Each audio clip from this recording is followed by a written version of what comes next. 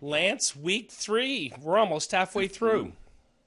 Yep, they've worked through almost half of it, and hopefully they're getting some great information to help them to be prudent SBA loan closers. Well, that's your job to give them great information, so that's on you. Okay, Let's go to the I'll poll. take that responsibility.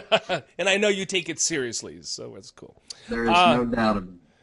Very good. Let's go right to the poll questions. How often do you use the alternative size standard on the Form 1920 for your small business borrowers? Why do we care about an alternative size standard, Lance? Well, I think it's important to understand the alternative size standard, Bob, because sometimes you'll have a deal and you pop up the size standards and you look in the particular NAICS code and you find out you've got a business that doesn't meet the size standard on sales or number of employees, but that alternative size standard offers the opportunity to use a different way to look at it. It's based on net worth or net profit, and I had a business here recently that would not have qualified under the regular size standards, but did under the alternative size standard. Do you have an issue with the people who say all the time they just cut and paste and that it meets the alternative size standard? Well, I think that the alternative size standard is certainly the most liberal, Bob, of the size standards. So most businesses, I mean, if you use the alternative, I think there's a great chance that your business is certainly going to qualify. But I think the point that I wanted to make is there are two ways to look at size standards. It's important to understand the alternative size standards, and if you've got a retail store doing $10 million a year, don't necessarily say no. Crunch the alternative size standard numbers because they'll probably qualify. Yeah, I would just use I would just use alternative But size you're standard. exactly right. The ones that use it all the time, Bob, I mean, it's the more liberal of the two size standards. So if they're going to qualify, they'll qualify under the alternative size standards. Question number 2. Do you believe that the credit elsewhere rule is part of the lender's certification on SBA Form 1920? Lance, how long have these forms been out? It's been The 1920, couple years. The certification, is important to understand what's in that because, Bob, you and I both stress to our SBA loan closers and underwriters, when you sign that, you're certifying that certain information is in fact correct, true, to the best of your knowledge, and the credit elsewhere rule is included in it. And I think we quite often don't document well enough in the credit elsewhere rule area. So just wanted to point out, when you sign the 1920, you're certifying that the credit elsewhere rule has been considered and that they qualify under the SOP guidelines. Yeah, I know, Lance, I know you spent a lot of time on this instructing it. Be sure and become an expert at this. This is on the Inspector General's radar screen. They sniff around this topic from time to time because by definition, you cannot make an SBA loan if the borrower has credit available elsewhere, i.e. you have an ineligible borrower, i.e. you don't have a guarantee. I'm not suggesting that we're there yet. However, I know that it's becoming more and more high profile. In the recent legislative changes, there were a couple of tweaks to the credit elsewhere rule, which you don't need to concern yourself about. What you do need to concern yourself is what it is and how it applies. And I instruct in the underwriting course, the underwriter should make affirmative statements about credit elsewhere. This credit. Bob, Go ahead. I agree. The 1920 does cover the credit elsewhere, but for me, I like to attach a memorandum. Yes, absolutely. It's not lengthy. I attach it to the 1920. It's usually just a paragraph. Quite often, Bob, it might be 4 or 5 sentences that explain why credit was not available elsewhere. What's the most common reason? Maturity? Well, sometimes it's the fact that it's a startup could be a reason for credit not being available elsewhere. Sometimes it's industry type. I mean, people are afraid of restaurants, and that could be reason. And also, Bob, maturity is probably the most common one. We've talked a lot about alternative lenders. Your borrowers are going online. They're getting funded from on-deck capital at 35, 40% annual percentage rates. Lance, if your borrower can get a $25,000 advance from on-deck at 50%, can you make them a $25,000 SBA loan and say, hey, credit elsewhere because of the interest rate? That certainly is going to qualify under the refinance rule, because you're going to have substantially more than a 10% cash flow savings. Bob, I did one recently where they had used cabbage, and they had about a 24.9% interest rate. Which is good. Which is good. Yeah, I did. This was a 750 plus credit score. Pretty decent small business. They just needed some money quick. They used cabbage. I saw it on their balance sheet. I said, hey, let me take that out. So I redid it with an SBA loan, gave them a little additional working capital, came in. I think I ended up at about a 7% rate. I believe every loan should have that credit memorandum and file in the underwriting memo. I believe very strongly that you should know what this is. We're not asking you to do a lot of time on this. As Lance said, a couple sentences and you're golden. But address it. Bob, what we've done at our bank, and we did it just recently, and it was to save me the trouble of writing that short memo, is on our SBA loan credit memos, we have a short box for credit elsewhere, where the lender is expected to give an explanation of why credit was not available. I believe it, because it's going to come up in your SBA reviews, and SBA Office of Financial Management is going to ask the question, why do you believe this loan qualified SBA loan? Well, I think we've telegraphed poll question 3 very well. Let's see if you've all been paying attention.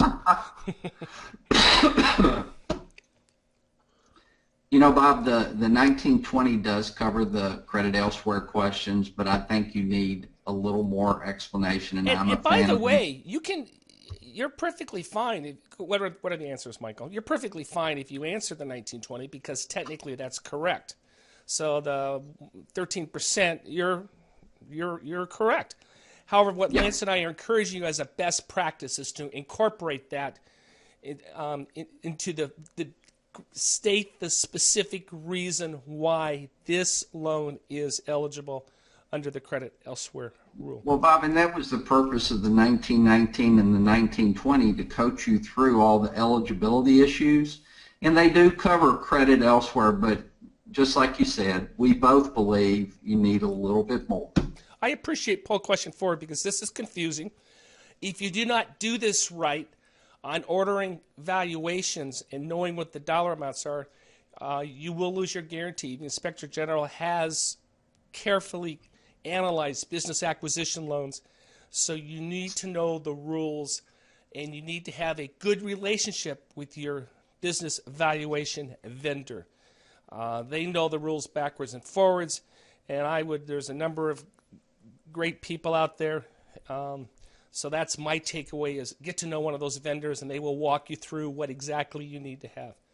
And you're right. Yeah, and on the business acquisition loans under 250, you can do an in-house. And I just think it depends on the complexity of the business acquisition loan. You know, I had one recently that was right at the 250 mark. It was a really bizarre acquisition, and I was not going to feel comfortable without a third-party opinion. And you can also go and talk to your vendor, and they will give you a letter at a significantly reduced cost on what they feel the business is worth, and that's legitimate for under 250. But Lance, I agree with you. If I have a loan bumping up to that 250, just because the SOP says you don't have to do it, you're the lender. You decide what you need to feel comfortable. Lance, well, go ahead. Here's the thing, Bob, and you stated it beautifully. Just because the SOP says this is the standard doesn't mean that you can't exceed the standard.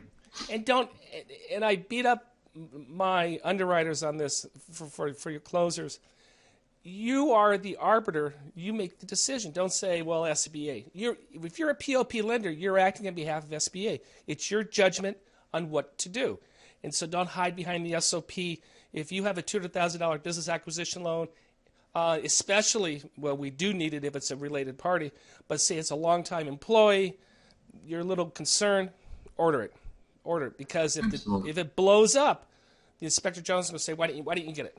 Why didn't you get it? Well, and the challenge is, Bob, they're going to question if you're going to use in-house, you need somebody strong enough to do it. Right. With the skill set to do it. Lance, I'm going to turn this over to you and let you read the question. Bob, I'm going to have to go to the glasses here. I'm trying to go with the importance of a loan closing. It was discussed after analyzing the tax transcripts, comparing them to the actual returns. A memo should be completed. This bank has a checklist comparing the transcripts with the returns to ensure that they're accurate. Is that sufficient? And, my answer is absolutely. You can approach the reconciliation of your tax returns and your tax transcripts in a variety of ways. You just need to have proof in your file that you did it. I mean, you can take the transcripts and the tax returns and go down and check each number and then sign off and date it. But what SBA wants to see is proof that you compared the two. You are 95% of the time, Bob, there's no differences between the transcript. You are not going to lose a guarantee because you failed to initial something.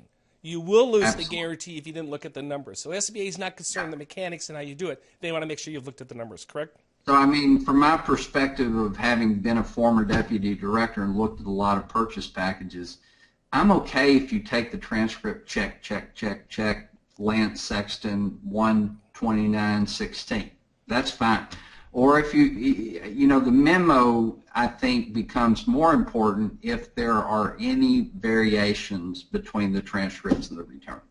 And a bank that has a checklist for this, that's perfect. Sign it, date it, put it in file. We talked a lot about, another question. Can the same individual sign as both the lending official and the PLP authorizing official? I like that question. Bob, I think the answer, there's nothing in the SOP that indicates yay or nay on this, but my answer is yes, you can. But my recommendation, for instance, we just recently became a PLP lender. And in our PLP application, we indicated our, not a 12-step, but our 12-step process for PLP lending, which included a review by me.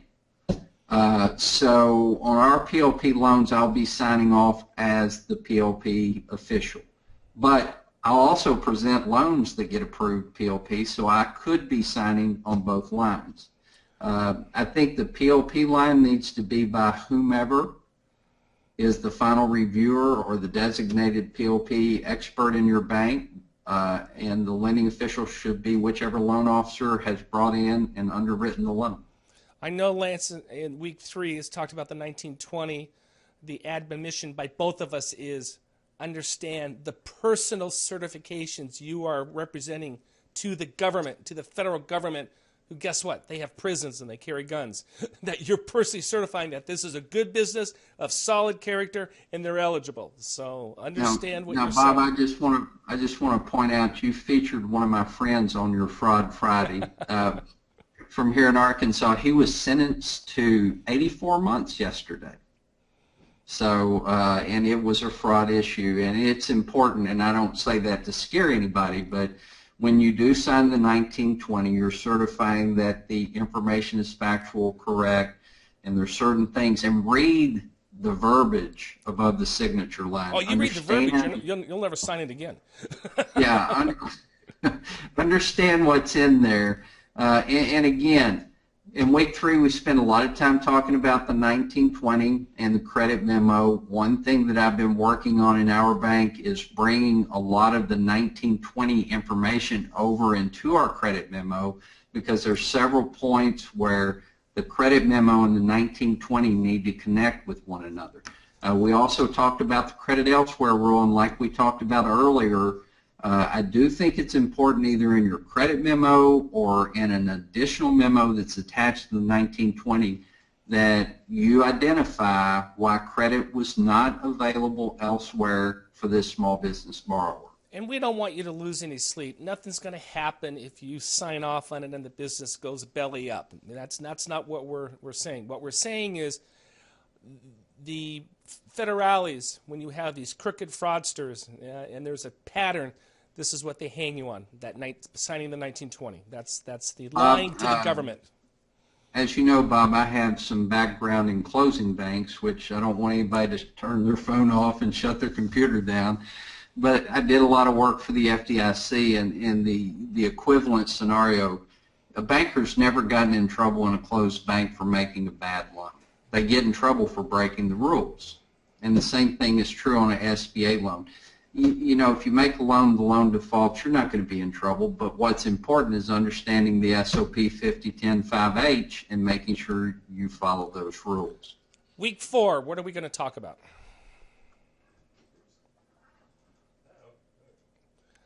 See, Michael, when I say week 4, we're going to talk. Lance, I have to get on Michael's case. When I say week 4, Michael, that means the slide comes up that says week 4. Okay, go ahead. We're going to talk about business acquisition loans. That does, Bob, seem to be a growing area of SBA lending in 2016. Understanding how to properly analyze what the requirements are in terms of a business appraisal. Bob, even though they changed it in the SOP, I always want to say business valuation, but it's now a business appraisal. We talk about the equity injection, how to document that, properly documenting and verifying the equity injection, I think, is one of the more important duties of an SBA loan closer. I'd say almost that's number 1. It really is. Yeah. And when you look at the reason for repairs and denials on SBA loans, equity injection is number 1 on the SBA's list and just about everybody else's. It's the one item that they can hang you on if you don't properly document and verify a equity. You're better off submitting your loan with no equity injection. I'm sorry, I'm not recommending that, but I'm just saying if you're not going to document and verify properly, don't recommend an equity injection in your loan package. And you read these information notices, the Inspector General assumes all equity injection transactions are fraudulent unless you prove it otherwise. Well, and the other thing, the SOP clearly states that if a required equity injection was not made, the presumption is that could be the cause of the business failure if the loan defaults. Very good. We have a question, and I love the question because there's no answer. The question is, what do you think is a significant variation per the SOP? What Lance is teaching you is, guess what, gang? There's a lot of gray area in the SOP, and you now become the professional expert to interpret that. Would you agree with that, Lance? You're talking about, and I think maybe they're talking about verifying tax returns. Oh, tax returns. And correct me if I'm wrong, whoever asked this question. You know, my take is most of the tax returns that I verify don't have variations. If it's less than 5%, you know, I don't think it states in the SOP, does it? I don't think there's. It doesn't really state what a significant variation is, but I do want to point out. Here's my take: if I find any variation, 44 cents. If I find a variation at all, Bob, I go to my borrower and I say, look, your tax return said this number should be $200,044, but the tax transcript says it was $201,044. Can you explain? And they may say typographical error. Well, I'm going to write up a memo that indicates that. Yeah. And again, you get to determine what is significant. And I think also it says if 2 of the 3 years are there, you can assume that's simply an input error. And guess what, gang? There are input errors from that standpoint.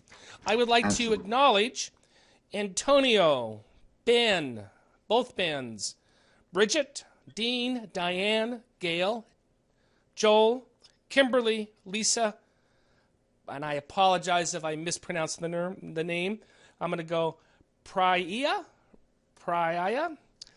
Sonia, and Sue. Congratulations. You are 100% up to date. Good for you. Do we have any more questions? Nope. So what's the final takeaway, Lance, on week 4? Well, I think the takeaway is the importance of properly completing the 1920, understanding the information that's in there.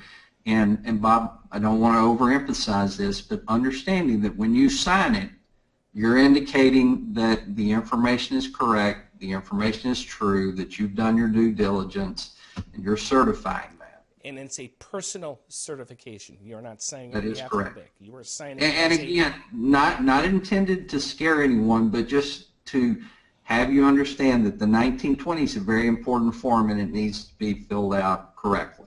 Very good. Everyone have a nice weekend. We'll talk to you next Friday. Thank you.